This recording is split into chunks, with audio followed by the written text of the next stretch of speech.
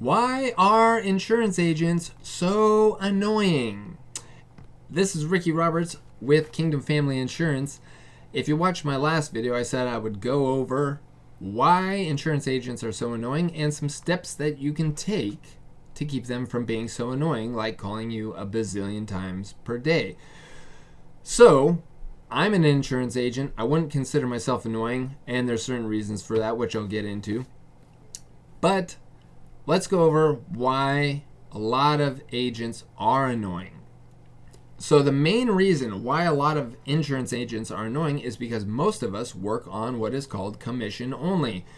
That might not need an explanation, but what that means, if you don't know, it means that we only get paid on commission. So we only get paid when we sell policies. If we don't sell a policy, we don't get paid. So you can see that there's a little pressure on the agent to sell policies. And a lot of agents spend money on what we call leads, which means someone who might be interested in insurance, whether it's life insurance, Medicare insurance, health insurance, whatever. A lot of us spend money on leads. I don't spend money on leads directly, but there are companies out there called lead generation companies. And what that means is that there's companies out there who generate leads for all types of industries, but there's one specifically for insurance agents. And basically what they'll do, they'll run advertisements online. You know, a lot of times it'll be like a form or a survey or something like that, and they'll get you to put your information in there. A lot of times they'll word it in a way that's like, oh yeah, it kind of sounds like there's a state-funded program that'll cover burial costs or, you know, cover life insurance costs or something like that, which is not true. Just to let you know, there is no government-funded burial programs, funeral programs, cremation. There is no government-funded ones. There's, like I said, there's ads out there where they make it sound like that. They'll say, good news, you know, the state has approved new burial insurance programs or burial coverage programs or burial programs or something like that. That's true. The state does approve them, but they're not state funded. None of them are state funded. There's no such thing. So that's something that's really good for you to know. But a lot of the lead generation companies, they'll run ads that kind of make it, they word it to sound like it sounds like there's some kind of government funded burial program or life insurance program or something like that. Those aren't true. There's also ads out there where they'll get you to think, especially for like seniors, like some of the, you know, big ones out on TV that you see, they advertise a lot and they make it sound like you're going to get $25,000 in coverage for just $10 a month, $9.95 a month. They word that carefully. It actually says you'll get up to you can get up to $25,000 in coverage, and plans start at $9.95.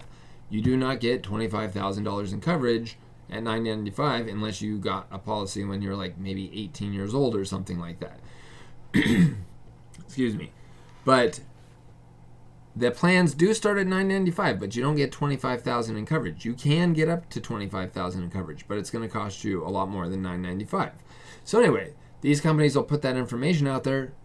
They'll put these ads out there. They'll get you to put your information in. And then once they have your information, they'll sell that to insurance agents. So they might generate those leads, you know, through advertising costs for $5 a lead. An insurance agent might pay $15, $20 for that lead. They'll buy a whole bunch. You know, they might buy several $100s worth of leads, $1,000, $2,000 worth of leads. And what are they going to do? They just spent a bunch of money on those leads. They're going to start calling, and they're going to keep calling until they make more than they spent, hopefully. That's kind of the idea. So, yeah, and they're only getting paid. So they spent money on it, and they're only getting paid if they sell a policy. So there's some pressure on them to sell policies. So they'll call and call and call and call, and there's lead generation companies that tell the insurance agents, hey, you got to call at least 12 times. At least 12 times. And even worse than that, there's lead generation companies out there that won't just sell your information to one agent. They'll sell your information to several agents. There are some companies that will only sell your information to one agent, but there are some out there that will sell your information to 5, 10, 15, 20 agents, and then they tell them you got to call at least 12 times. You could get literally hundreds of calls off of one form that you filled out online. That doesn't necessarily mean you shouldn't ever fill out forms online. I fill out forms online because sometimes I want the information. I even know that they're probably going to be calling me or emailing me or whatever.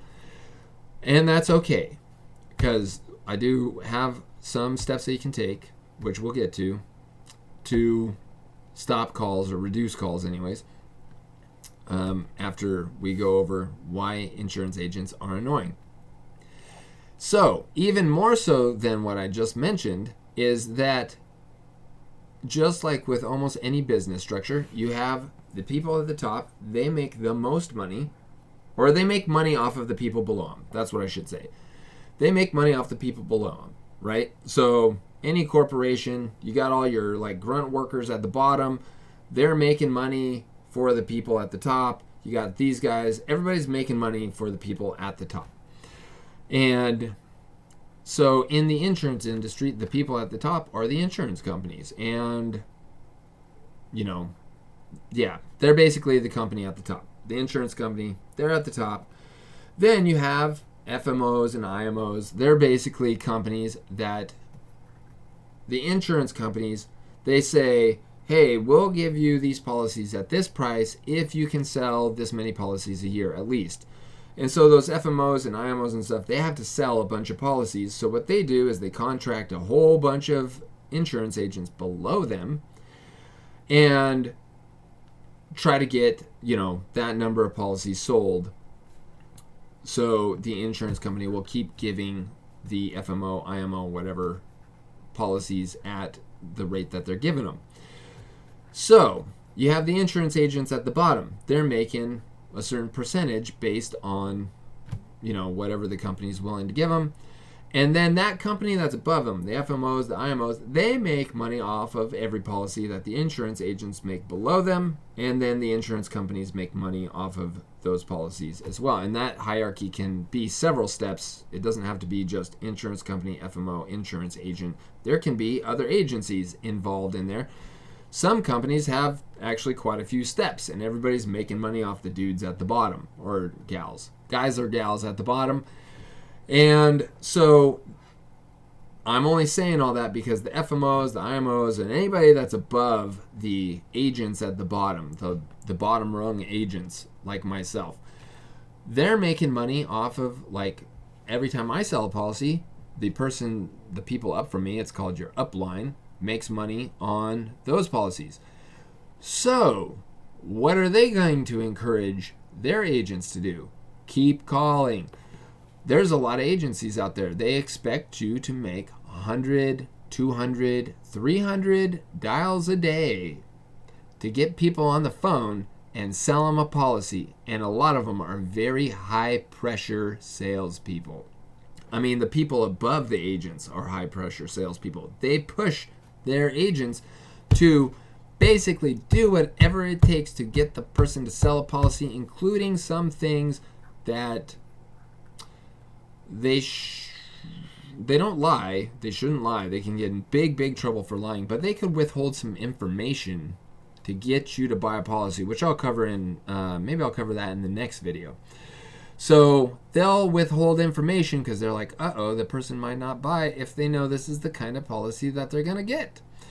And anyway, that's where a lot of the annoyingness comes from, because the pressure on the being commission only, and then the pressure from the people above the agents at the bottom rung, because they don't make money unless the agents sell policies. And then, you know, obviously the insurance companies at the top want the agents to be selling policies as well. It goes from the top down. They really push to get agents to sell policies. And for the most part, there's always new agents. There's always people trying to be successful in this industry. The IMOs and FMOs, generally, they're fine. The insurance companies are definitely going to be fine. They'll be fine forever unless it's a junk company. But like all the companies that I'm contracted with, I think the youngest company is maybe 80 years old, 70 years old, something like that. They're definitely like, they're fine. They're not going to lose. They're not going out of business. The FMOs, IMOs, there's so many insurance agents that are always trying to make it because they had some other agent like, yeah, you should get it. You'll make so much money, blah, blah, blah. Basically, the IMOs, FMOs, they don't really care. They can get new agents to hop on all the time. They can, the agent might sell 50, 100, 10, whatever, it doesn't matter. Any policies that they sell, the IMOs, FMOs get commission on that, and they get residual commissions on that as well. So the IMOs, FMOs, they don't care if the agent only sells 10 policies, 20 policies, 50 policies. They just want them to sell policies because these guys get the FMOs and IMOs, and then the companies up at the top, they get commissions, or, the insurance companies get, you're paying money to them as long as you own the policy. So basically, a lot of the pressure comes from top down, and then also, like, I spend a lot of money running ads and stuff like that. Obviously, there's some pressure. If I spend like $1,000 on ads for the week, and then there's other business costs and stuff like that, there's some pressure. I have a wife and 8 kids. I have to put food on the table. There's definitely some pressure to make calls. The one reason that I'm not annoying like a lot of agents is because I run my own ads, and I don't call anybody that doesn't basically request more information by putting their information in my system or booking an appointment with me, which you can do in the link below. If you want, you can book an appointment with me and we can go over some options with you. But I don't call anybody that doesn't contact me first. So I run my own ads and stuff like that, and they are obviously for burial, funeral, cremation. Like I said, I work with final expense insurance, so mine are specifically for that. And I'm not tricking anybody into like booking an appointment or anything like that. The only time I'm slightly annoying is if somebody books an appointment, takes up my time, which could have been taken for somebody else, and they don't show up to that appointment. Then I will call them several times. You wasted my time. I'm definitely calling at least a few times. Plus, I do know if you put your information in, if you booked an appointment and stuff like that, you're requesting more information, I do know that you probably don't have your final expenses covered. A lot of the people are like in their 60s, probably lived paycheck to paycheck. Most of us do. I do. I'm not, stinking rich or anything like that. Most of us are living paycheck to paycheck, and then it doesn't get better when you hit Social Security or if you're on disability or SSI or anything. If you weren't able to save anything up in your working years, you most likely won't be able to save up anything in your retirement years. And I do know that these policies are legitimately helpful for families when the time comes that the person passes away. I know from firsthand experience that, it's hard enough losing a loved one. It makes it really hard when the loved one passes away, doesn't have anything in place, and the family has to come up with several $1,000s at the drop of a hat. Unless your family, a lot of people's families, their entire families living paycheck to paycheck. It's not like the U.S. government and the Federal Reserve and everybody's batting for us at the bottom, right? So they're making a lot of money. Most of us are living paycheck to paycheck.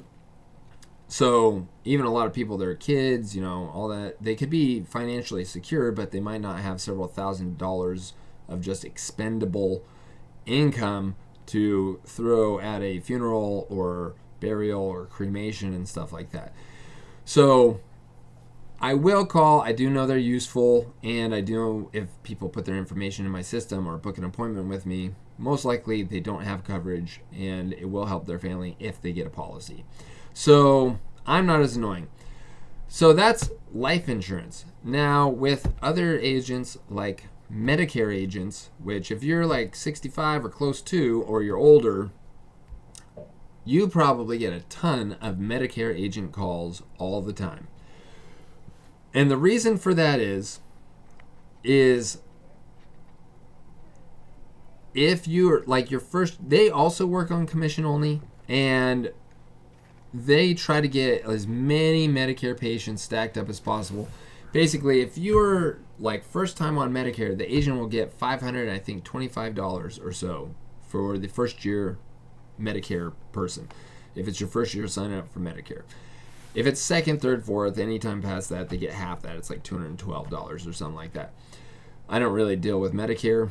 I should, though, because I do have quite a few clients that are on Medicare and probably would rather work through me, or people who are going to get on Medicare and they know I'm not a high pressure salesperson. They know I'll, give them this information straight and, try to find the best policy for them, best coverage for them, for their situation, not the best policies for me in my situation. So anyway, Medicare agents, they get paid, and it's based like on the year. So they will try to get as many people signed up under them. And if a Medicare agent can steal a client from another Medicare agent, they get that coverage. I mean, they get that commission.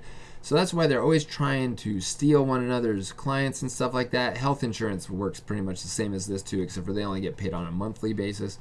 But basically, even if you have Medicare, you'll get agents that will try to get you to cancel that and go with them. Even if the policy's not as good, they'll try to tell you that, oh no, you don't need Medicare Supplement Plan H, you need Medicare Supplement Plan L or G or K or whatever, to try to get you to cancel and go with them. So they get the commission instead of the agent that you're working with currently. And so anyway, it's just all commission based. A lot of it's very cutthroat and stuff like that.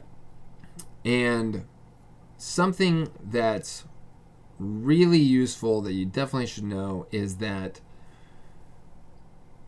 a lot of agents aren't really looking out for your best interest.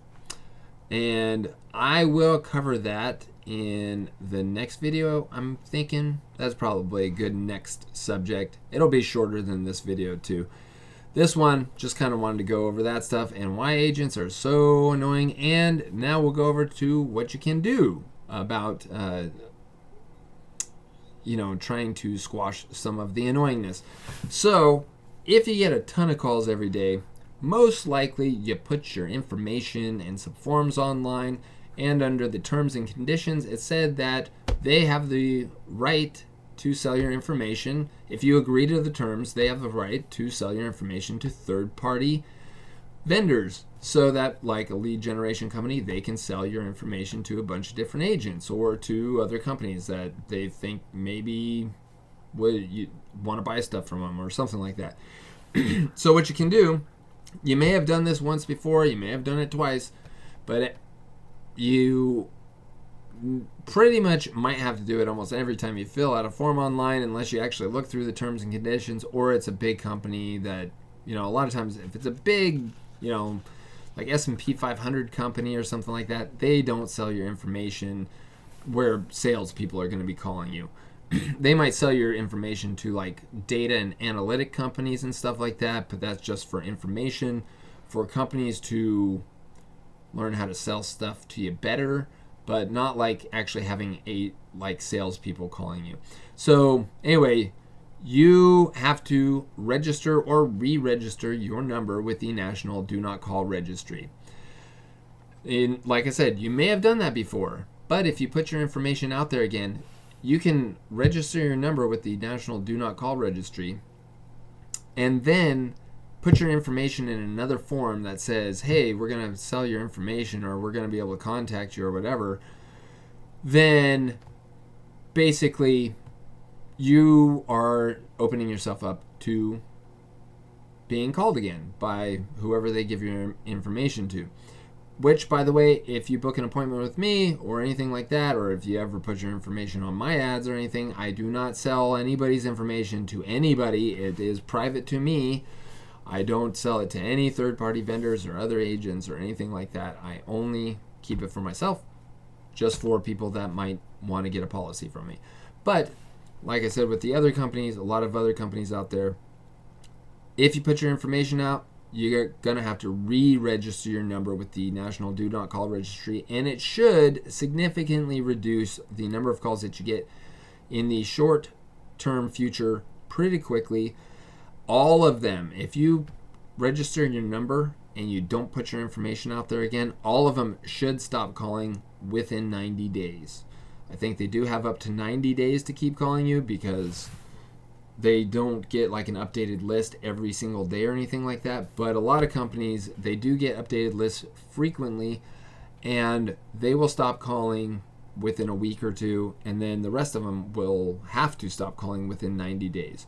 So that is something you can do. If you get a ton of calls, re-register on the National Do Not Call Registry, and re-register frequently if you like to fill out forms often online. So other than that, that's pretty much your main thing as far as that goes. And like I said, maybe I will cover in the next video things to watch out for as far as policies go, and just things that different agents aren't as upfront and honest about as they should be, and things that, yeah, basically just stuff that's looking out for your best interest instead of the insurance agent's best interest. So that'll wrap this video up. Like I said, I have a link below to my website. If you are in Oklahoma, Kansas, Texas, Minnesota, Virginia, or Hawaii, you're welcome to book an appointment with me. If you would, I pretty much work on final expense insurance for seniors or people over 40 and older.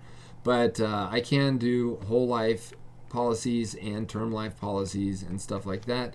So I do mostly focus on life insurance, not Medicare or health and stuff like that. But yeah, you're welcome to click on the website below. I just hit the get a quote button, fill out your information. I don't sell it to anybody. And then you can book an appointment on the calendar at the end of that. So anyway, I hope that was informative for you. Share it with friends or family if they get a bunch of calls every day. And I'll see you in the next video. All right, bye-bye.